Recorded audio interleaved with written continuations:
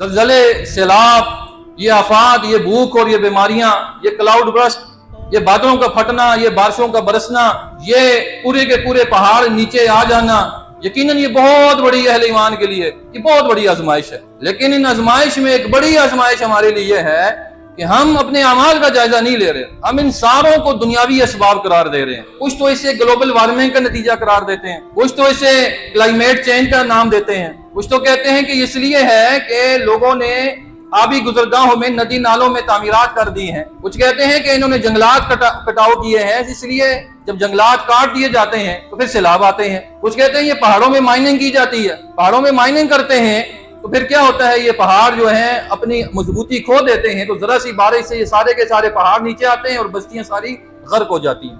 हम इन सारे असबाब का इनकार नहीं करते, ग्लोबल वार्मिंग भी हक है, लेकिन इन सारी बातों में जो असल सबब है ना, वो बनी आदम के अमाल हैं।